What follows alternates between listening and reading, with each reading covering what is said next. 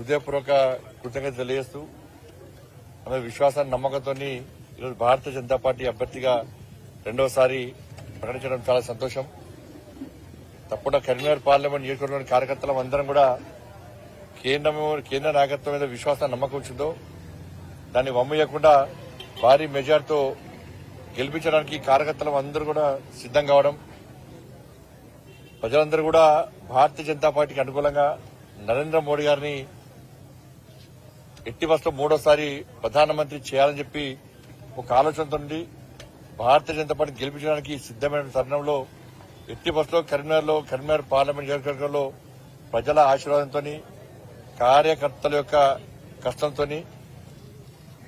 ఎట్టి బస్సులో భారతీయ జనతా పార్టీ అభ్యర్థిగా పోటీ చేస్తున్న నేను గెలుస్తానని చెప్పి ఆ నమ్మకాన్ని విశ్వాసాన్ని ప్రకటిస్తా ఉన్నాను. ఎందుకంటే ఈరోజు ప్రజాహిత ప్రారంభించడం దాదాపు 3 అసెంబ్లీ నియోజకవర్గాలు పూర్తయినాయి. వేములవాడ, సిరిసిల్ల 4 అసెంబ్లీ నియోజకవర్గాలు పూర్తవుతున్నాయి. హుజాబాద్ కూడా వేములవాడ, సిరిసిల్ల, హుజరాబాద్ ఈ 4 నియోజకవర్గాల్లో కూడా ప్రజల నుంచి మంచి స్పందన ఉన్నది. పెద్ద ఎత్తున ప్రజలు తరలి రావడము, ఆశీర్వదించడము, స్వాగతం పలకడము, మోడీ గారిని ఎట్టి బస్సులో గెలిపిస్తామని చెప్పి, మోడీ గారిని ప్రధానమంత్రి చేస్తామని చెప్పి, మా ఓటు మోడీకే, ఇవి మోడీ ఎన్నికలు, ఢిల్లీలో ప్రధానమంత్రి నిర్ణయించే ఎన్నికలు, మాకు నరేంద్ర మోడీ గారు ప్రధాని తప్ప వేరే ఏ పార్టీ నాయకుడు వాళ్ళ ప్రధానమంత్రి అభ్యర్థిని ఇంత ప్రకటించలేదు, చెప్తలేరు. కాబట్టి ప్రధానమంత్రిగా ఉన్నటువంటి ఏకైక అభ్యర్థి, ఏకైక నాయకుడు నరేంద్ర మోడీ గారే. కాబట్టి నరేంద్ర మోడీ గారికి ఎట్టి బస్సులు అయితే ఒకసారి ప్రధానమంత్రి చేస్తామని చెప్పి ఒక విశ్వాసాన్ని, నమ్మకాన్ని ఇలా ఎక్కడ ప్రజలు ప్రకటిస్తూ ఉన్నారు. వాస్తవం కూడా కాంగ్రెస్ పార్టీ ఇంత ప్రధానమంత్రి అభ్యర్థిని నిర్ణయించాలని ప్రకటించారు. ఇక్కడ కూడా ఇతర పార్టీలు ఇవి లేవు. ఇవి దేశ ప్రధాని నిర్ణయించే ఎన్నికలు. ఇటువంటి పరిస్థితుల్లో ఎన్నికల వాతావరణం దేశవ్యాప్తంగా ఉంటే ప్రధానమంత్రి అభ్యర్థులు కూడా వాళ్ళ పేరు చెప్పుకోలేని స్థితిలో ఉన్నారంటే వాళ్ళు ఏ విధంగా అధికారంలోకి వస్తారంటున్నారో అర్థం కాదు. ఇప్పుడు కూడా మరి ప్రధానమంత్రిగా నరేంద్ర మోడీ గారు లేని దేశాన్ని ఈ దేశ ప్రజలు ఊహించుకోలేని స్థితిలో ఉన్నారు.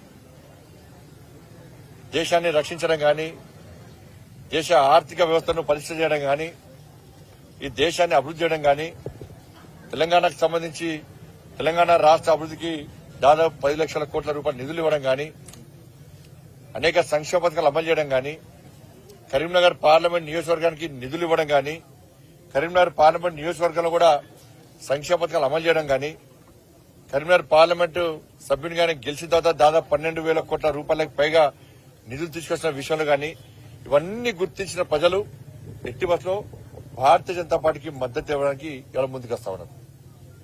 దానివల్లనే ఇవాళ ప్రజాహిత యాత్రను పూర్తి స్థాయిలో విజయవంతంగా ముందుకు సాగుతా ఉన్నది. తప్పకుండా మిగతా మానకొండూరు, చొప్పదండి, కరీంనగర్ నియోజకవర్గాలు కూడా ఈ యాత్రను విజయవంతంగా పూర్తి చేస్తాం. హుజాబాద్ అసెంబ్లీకి సంబంధించి కేవలం 7 సంక్షేమ పథకాలకే ఇన్ని నిధులు మేము.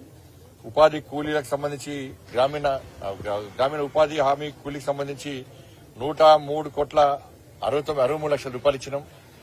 మెటీరియల్ కంపోనెంట్ కోసము 80 కోట్ల 7 లక్షల రూపాయలు ఇచ్చినాం. చెట్లు పెంచడానికి మొక్కల పెంపకం కోసం 79 కోట్ల 6 లక్షల రూపాయలు ఇచ్చినాం. 14వ 15వ ఆర్థిక సంఘ నిధులు 100 కోట్ల 8 లక్షల రూపాయలు ఇచ్చినాం. ట్రైసైకిళ్ల కోసం 32 కోట్ల 5 లక్షల రూపాయలు, మరుగుదొడ్ల నిర్మాణం కోసం 18 కోట్ల 64 లక్షల రూపాయలు, పీఎం కిసాన్ సమ్మాన్ నిధి 91 కోటి 44 లక్షల రూపాయలు, రూర్బన్ మిషన్ కింద 10 కోట్ల 8 లక్షల రూపాయలు, దాంతోపాటు సీఆర్ఎఫ్ ఫండ్స్ గాని, గ్రామీణ సడక్ యోజన గాని. హుజాబాద్ అసెంబ్లీకి సంబంధించి జమ్మికుంట మండలం కోరేపల్లి నుంచి తనుగుల వరకు 10 కోట్లతో రోడ్ల నిర్మాణం, వీణవంక మండలం చెల్లూరు కేశవపట్నం రోడ్డుకు 20 కోట్లు, ప్రధానమంత్రి సడక్ యోజన ద్వారా కమలాపూర్ గునిపర్తి చెల్లపల్లి రోడ్డుకు 4 కోట్ల 74 లక్షల రూపాయలు, హుజరాబాద్ సిరిసపల్లి తక్కలపల్లి రోడ్డుకు 2 కోట్ల 27 లక్షల రూపాయలు, హుజాబాద్ లింగాపూర్ మాచనపల్లి రోడ్డుకు 2 కోట్ల 14 లక్షల రూపాయలు, హుజాబాద్ సంబంధించి శాలపల్లి వెంకట్రావుపల్లి రోడ్డుకు 1 కోటి 93 లక్షల రూపాయలు, దమ్మక్కపేట కాటపల్లి రోడ్డుకు 2 కోట్ల 4 లక్షల రూపాయలు, వీణవంకకు సంబంధించి కేశవపూర్ వల్వాపూర్ రోడ్డుకు 2,23,00,000 రూపాయలు. ఇవి అభివృద్ధికి సంబంధించి ఈ హుజాబాద్ అసెంబ్లీ నియోజకవర్గంలో కేంద్ర ప్రభుత్వం ద్వారా జరిగిన అభివృద్ధి. ఇంకా అనేక బియ్యంపై